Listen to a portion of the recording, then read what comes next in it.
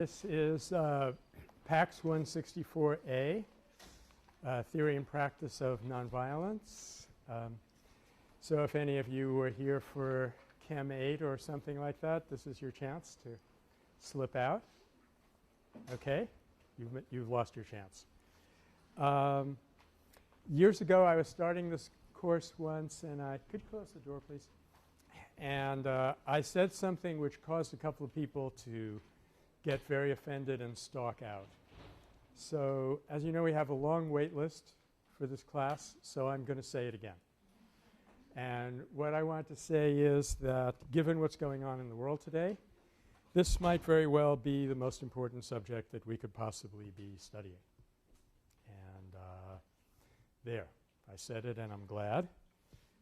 We do have a full class and a wait list, so what I'm going to do is pass around the attendance sheets while we're going and just check off next to your name.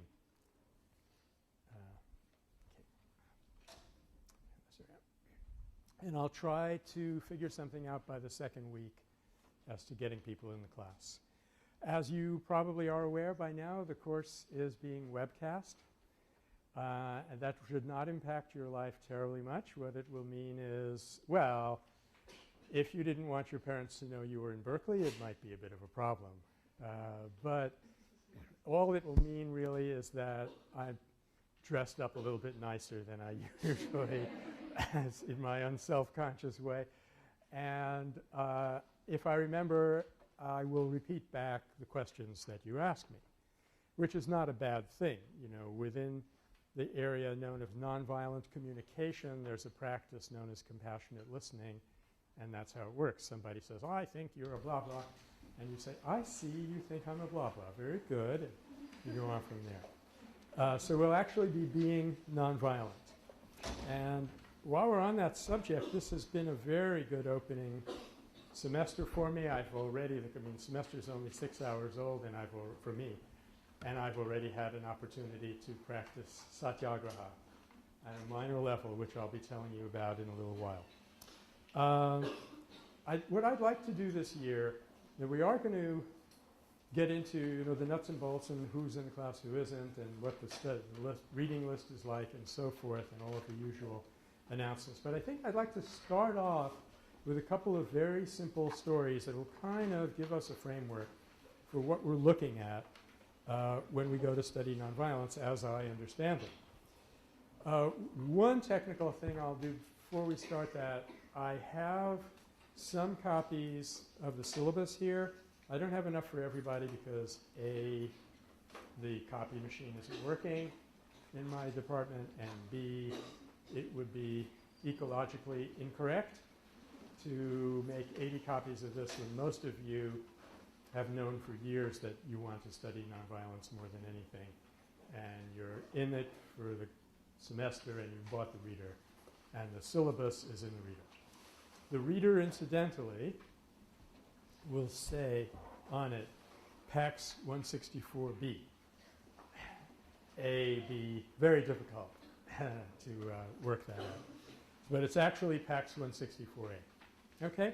So if for some reason you really want to have syllabus today, and maybe a day or so before you get around to getting the reader, take one of these. Okay? We'll pass them on. So I wanted to tell you two stories. The first one involves a region, not exactly a nation state, and there are regions that are not exactly nation states. This is not the 18th century anymore. And this little region is called Ladakh, and it's a Himalayan region, and geographically it kind of borders Tibet and India. So parts of it are considered to be politically part of India, parts are considered to be politically part of Tibet. And it got a lot of attention recently, well, about 10 years ago, because there was a woman who went to Ladakh and discovered that they have some very, very interesting patterns of life. In a way, I mean, she didn't use the term because nobody uses the term nonviolence if they can help it. But in a way, they had a very nonviolent culture with some very interesting attributes which were startling for a Westerner.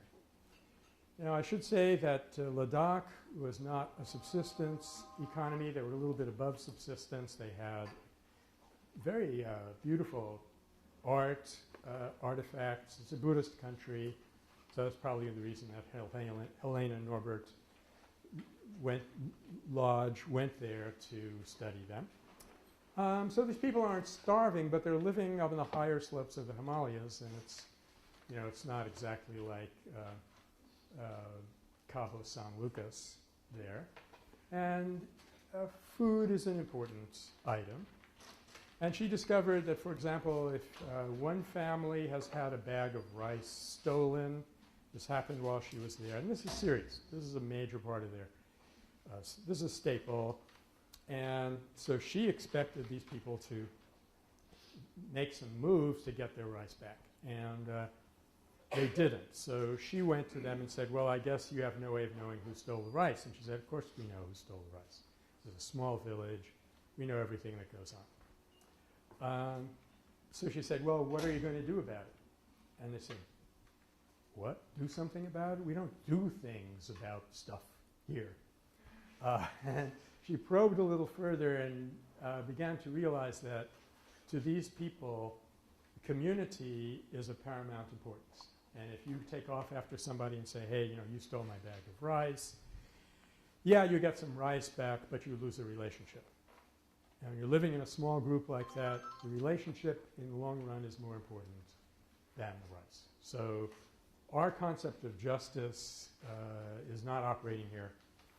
And people began to realize that this is really, once you got over the shock of these little differences, Ladakh was a very happy place. It took a while to realize that because it was not a rich place. You know, you did not see Mercedeses because they wouldn't get around very well up there. But it was a happy little world, really. I mean, I don't want to be too corny about it, but it was happy. People had good relationships. They had a religion that they took seriously, actually involved a certain amount of spiritual practice. Everybody had enough to eat. I think they were probably happier there than the folks that I visited this summer in Nicaragua.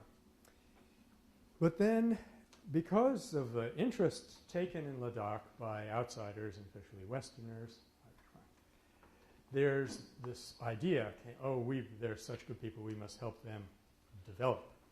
So, you know, by now we know that this is a bad idea, but in the 70s and the 80s we thought it was a wonderful idea. So they got in and they tried to develop Ladakh. Just all they had was happiness at this point. And it's hard to motivate them to do the things that would lead to Western-style development. And one person actually said, if we're going to develop this place, we're going to have to teach them to be greedy. Sounds like a good idea? So they taught them to be greedy, and basically the place is a mess. All the things that they had going for them are breaking down. I'm talking, of course, in broad overgeneralizations. That's what we need to do right now to sort of get us started. So relationships are very bad. Crime is high.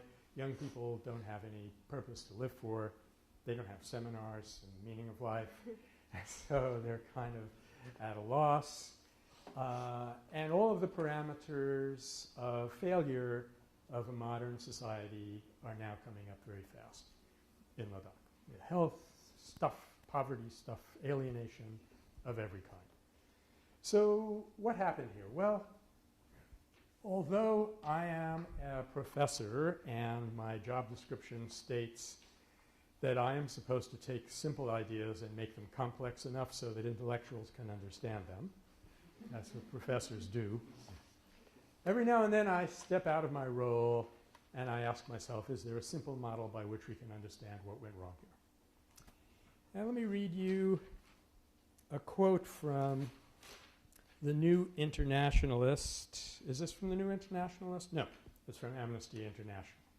The first example in false attribution. See what happens when I step out of my professorial role. There's a singer in Kingston, Jamaica. Her name is Queen Ifrica, and she's told AI Magazine, quote, if you're developing a positive energy, no matter where your house is, you can bring that to the community and to your surroundings. And from there we can see if we can bring about a different kind of change instead of taking up the gun. This is written in a very impoverished community, incidentally. So she gives us this idea of positive energy. And here's what I'm going to do by way of explaining what happened in Ladakh. And again, I apologize for the simplicity of this model. It's very insulting, an upper division course at Berkeley. But don't worry, it's going to complexify from here on out. But I would say you had basically a positive situation and we introduced negative energy and the thing tanked. Okay? It's that simple. I mean, life isn't that simple, but the model that we're using to understand it is that simple. Okay? So let's take now a contrasting story. This story takes place in Bihar. About 4 or 5 years ago, there was an outbreak of communal rioting, that is, rioting between Muslims and Hindus. In this case, you read about it in the news. If you still read the news, one of my hopes for this course is that you'll stop doing that unhealthy habit.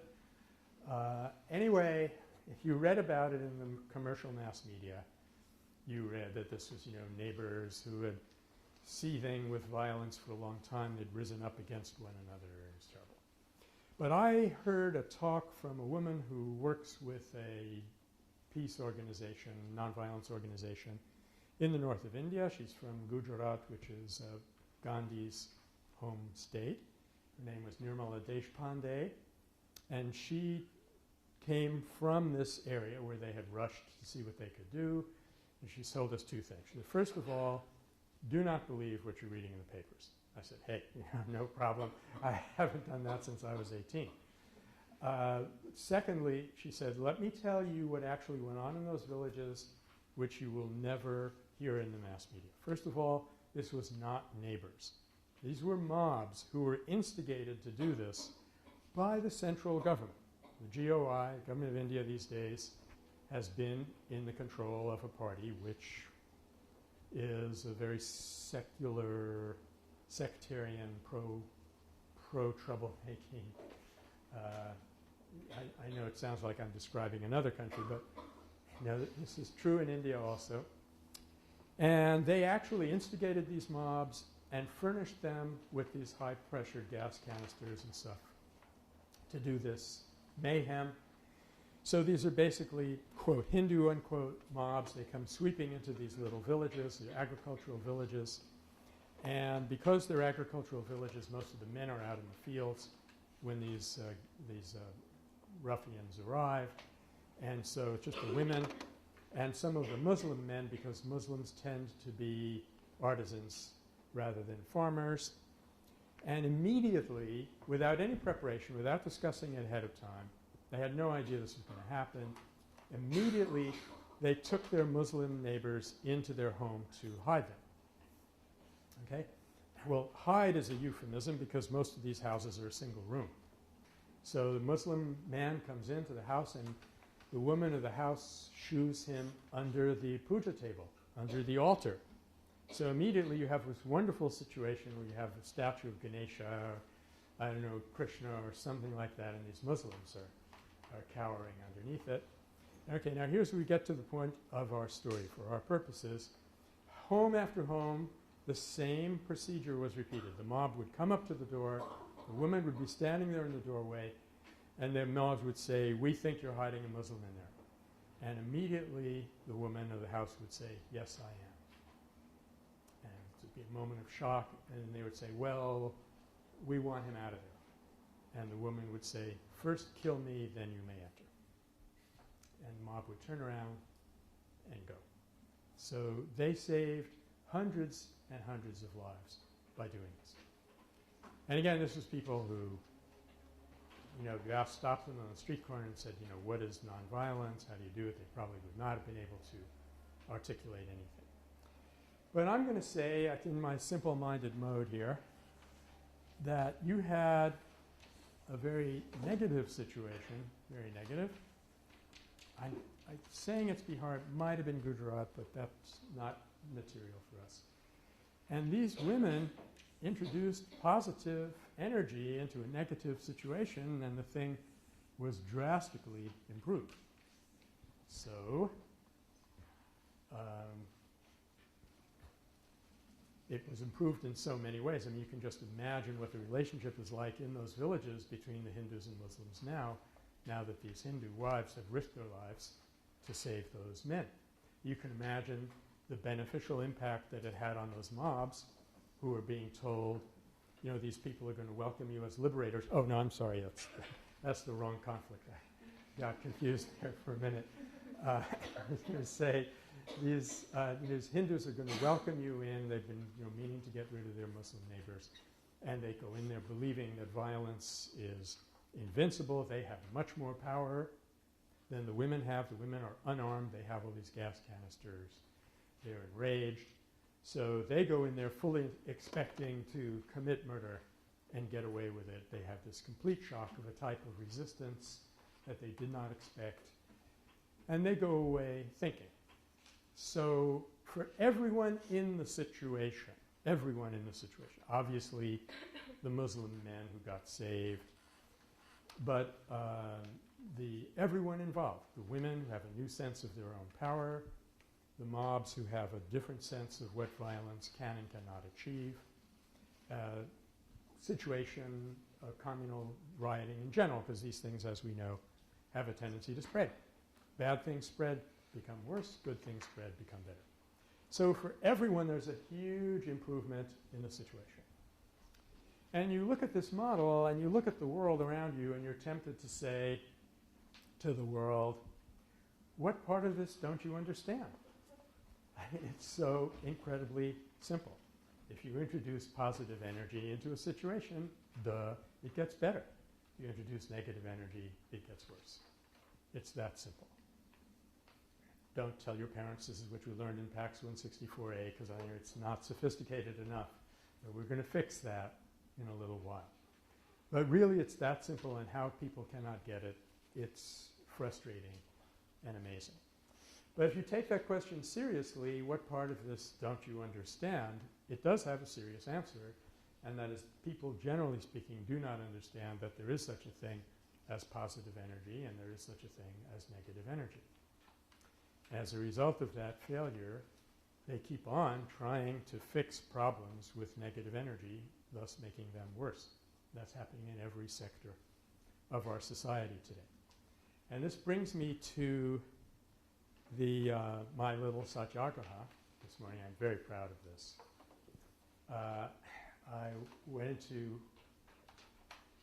I was in the building where I work, and I was talking to one of the staff people who works there. She said, by the way, we've got a new arrangement here in order for you to get out the back door or to access the bathrooms before 8 o'clock in the morning. I said, yeah, you know, I get in at 7:30. Sometimes I have a cup of tea before I leave the house. It's handy for me to get into the bathroom before 8 o'clock. She said, okay, well, these doors are now armed with this device, and you have to plug in a number to get either out to the back bathroom or the front bathroom. But she's being very unhappy when she's telling me this, and I'm not being very happy listening to her. And I know something else is going on. And she's handing me this number on a little Post-it. Just don't let anyone ever see this, because every time you use this number, it shows up on my computer. I say, wait a minute. I go to the bathroom in the morning, and it shows up on your computer. She said, yes, this is a security issue. I said, thanks, but no thanks. And I handed back the little Post-it. So I'm going to be very uncomfortable sometimes when I show up for the meditation class in the morning. But you see, for me, the cost is greater than the benefit. And I speak as one who did have his backpack stolen out of his little cubby. And fortunately, I didn't have, you know, my laptop or my ego in it. Sometimes I leave my ego in there, making that problem. So I know full well that, you know, there is a security problem in our building.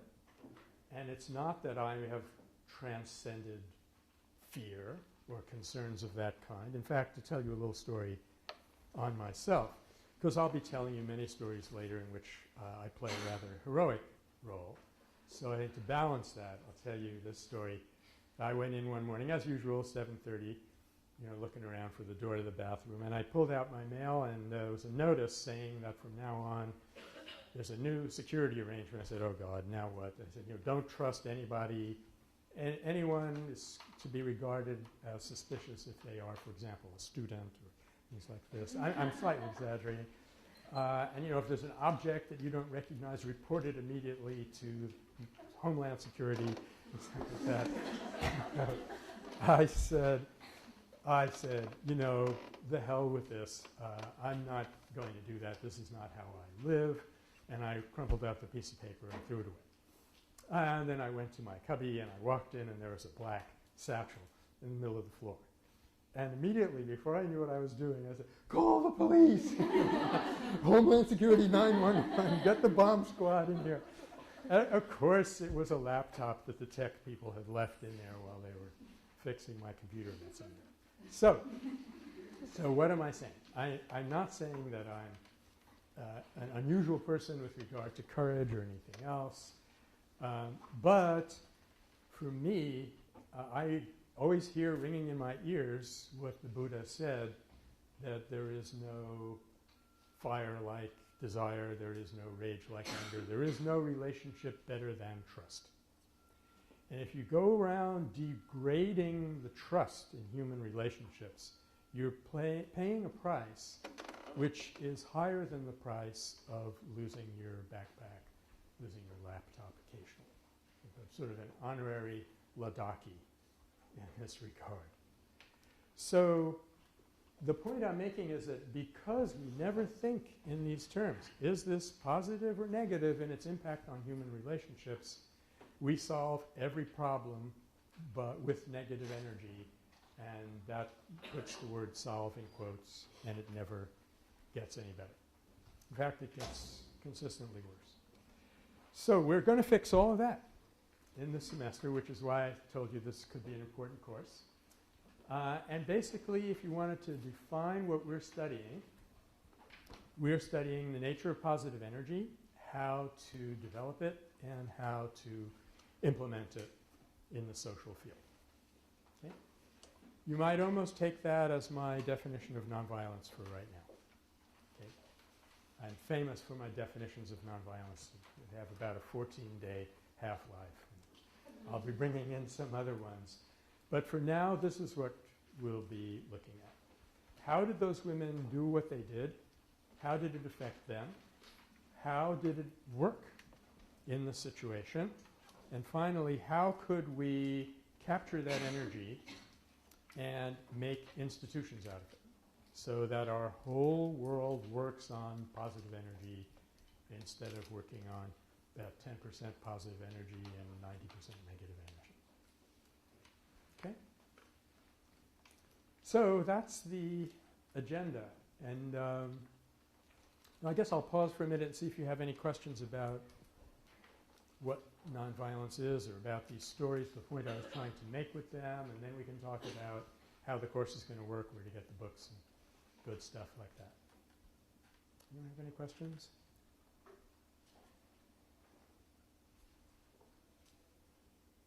Okay. That's either a very good or a very bad sign. We'll find out in a little while. So you are going to get the reader from Copy Central, and that will have the syllabus, which some of you have hard copies of already. And basically the course unrolls in sections. The first is kind of a background and general principles. And then we start with really the major part of the content, which is the story of Gandhi's career, which itself divides neatly into two phases, the South Africa part from 1893 to 1914, and then the big freedom struggle in India from 1915 until 1947, followed by his assassination. And then that'll take us down to the midterm. And then we're going to look at the West, because we've been drawing upon Hinduism and Gandhi's implementation of it and how it made, in some ways, made it possible for him to do all of this that I've been describing in a big institutional framework. And we're going to look at nonviolence in the West. We're going to look at Christianity, where there were some really interesting scholarly developments in the last 10 or 15 years, basically which make it much more plausible what Gandhi used to say. He used to say the only people who do not understand that Jesus was nonviolent are the Christians. We're going to sort of study how that came about. And then we'll spend about a month with Martin Luther King, and then we'll do sort of an overview. We look at, okay, what have we inherited from these people? How is it to be employed in economics, in conflict management, healthcare, all of those things. And that's 164A. And 164B, as some of you know very well, kind of looks back at the World War II period to get kind of a historical background, and then quickly moves up to see what's been happening in nonviolence for the last 20 or 30 years, which is incredibly inspiring and exciting. In fact, I'll skip ahead a little bit now and mention that I'd like you people to be aware, not involved, but aware, so I don't want you in prison during the course of this semester, that on September 21st, which is International Peace Day, there's a rather large civil disobedience that's been organized, primarily in the U.S., but with worldwide support along very good Gandhian lines. We're going to said that. We're going to tell the government sometime early in September that we want to see a plan for a complete exit from Iraq by September 21st. Not just a military pullout, but give the country back all of its assets. Otherwise, you'll have to face massive Satyagraha from us. So that's the plan. So watch that. It'll be a very interesting laboratory for us. Yeah, question. What kind of civil disobedience? That's being worked out right now. I think the first audience to whom we were going to, they are going to offer Satyagraha is lawmakers, Congress people. But they're also working a lot with ex-military people, Vietnam veterans against the war, stuff like that. Hmm? If we have an older copy of the reader a few years ago, will that? Yeah, you'll be fine with that. Buddy up with somebody who's just taking the course now, because there'll be a few new items. But basically, you'll be fine. If you could repeat the questions. I'm sorry. Yes, I'll repeat the questions. That one was just about what kind of reader to buy, so that's all right. Other questions? Okay.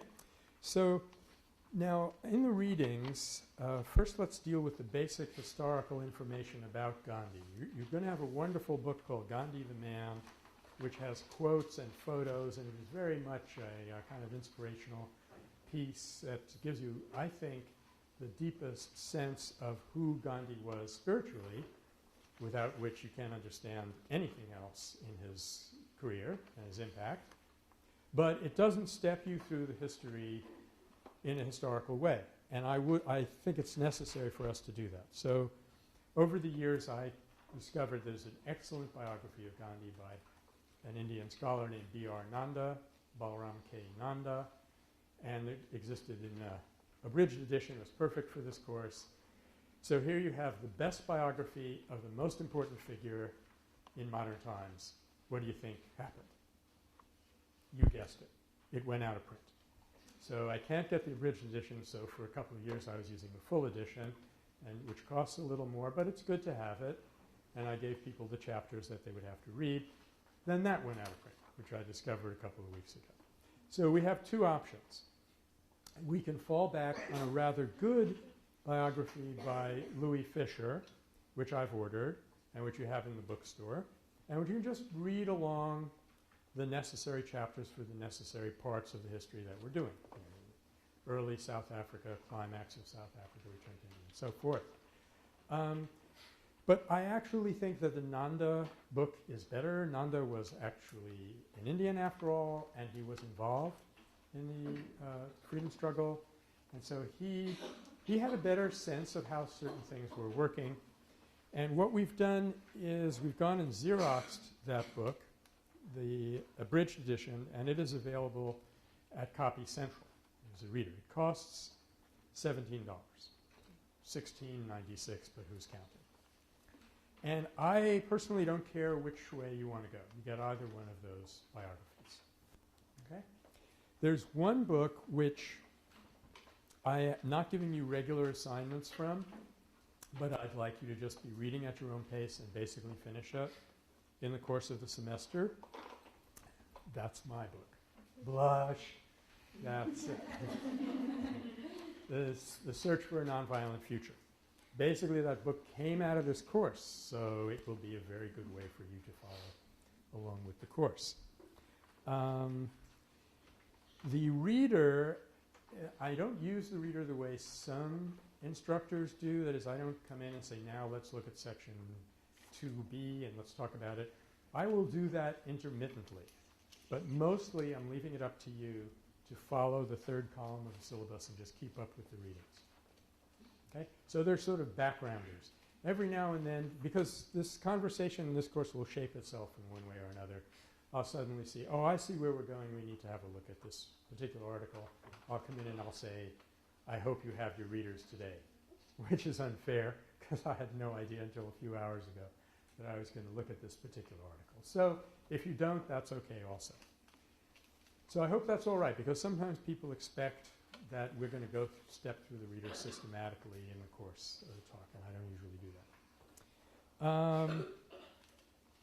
that. About the webcasting thing, let me say one thing. The reason we're webcasting the course is there's a rumor circulating around that I am not immortal, because I choose not to believe it, but some people do, and therefore people really want to have a record of this course.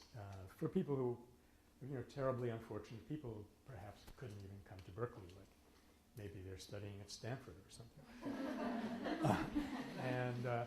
There's all kinds of unfairness and deprivation in our world. We wanted to have this for a record. The reason I'm mentioning it is, please don't use it as a reason not to come to class. Okay? Don't say, I want to hang out with my friend and it's on the web anyway, because it's very different when you're actually here and I'm actually here and we're interacting.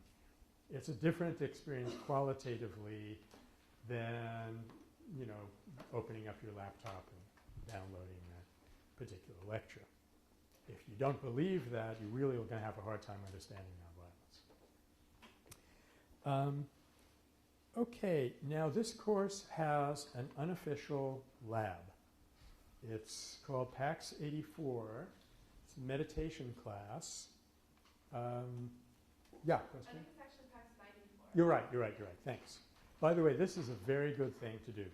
Whenever I'm using a number, the chances are I'm getting it wrong.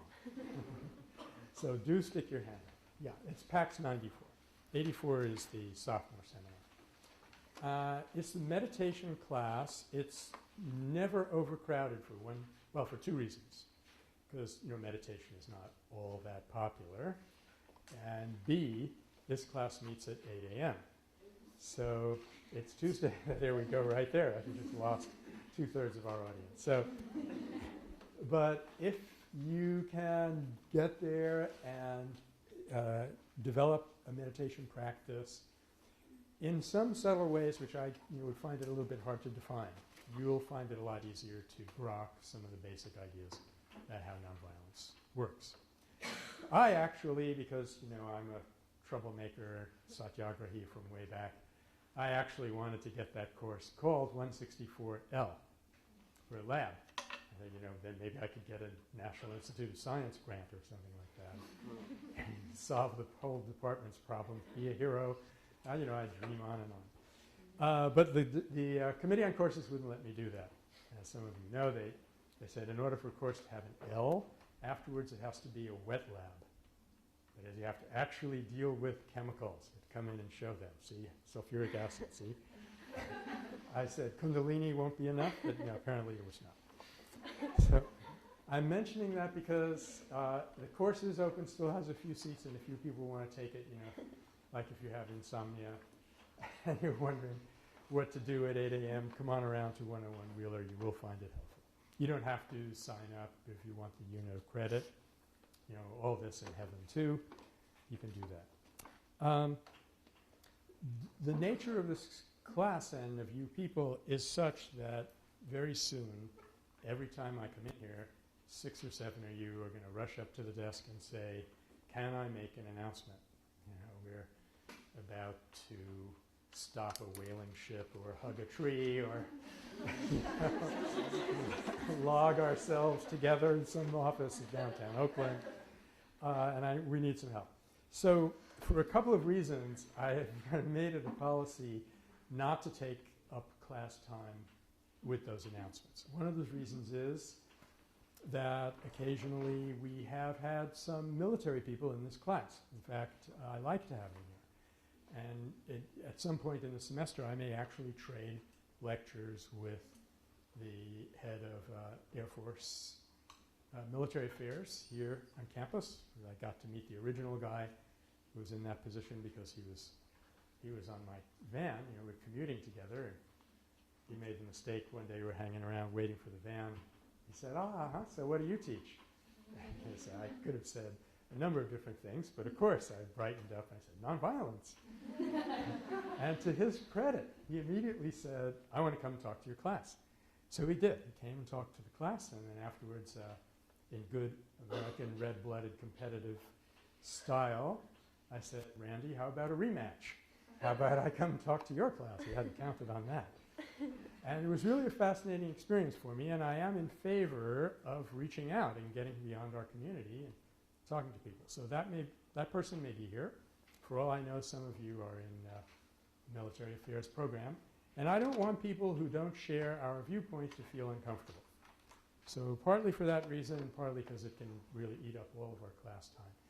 What I usually do is I have just people drop announcements here, maybe use the board over there.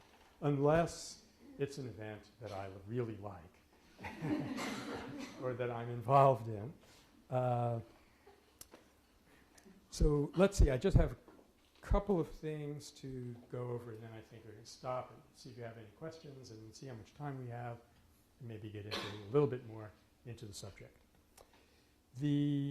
There will be a lot of opportunities for various kinds of volunteer work come out of this class, so if you have some time, you'd like to get involved in stuff, just let me know. We have a relationship with Berkeley High School. They want to do some peace education there, so if you'd like to really, you know, intercept some person's wasted career and put them on the right path, let me know. We're going to be developing how we're going to do that. Okay, and then I think the only other thing I have to tell you is that, well, let me ask you, what's going to happen on 9/11? Why is 9/11 an important day? It's partly a trick question. Yeah. It's the 100th anniversary of Satyagraha. That's right. Very good. How did I know you would know that? Yeah. On September, it will be the 100th anniversary of the birth of Satyagraha, properly speaking, nonviolent resistance, which happened at a big meeting in Johannesburg, South Africa in 1906 on September 11th, Empire Theater. Yeah. The words down. Oh, you know, we're going to be into these words up to here, but that's okay. In fact, it's a good idea because who knows who will come in here after this class. And we'll put it in newspaper headline style. Satyagraha born.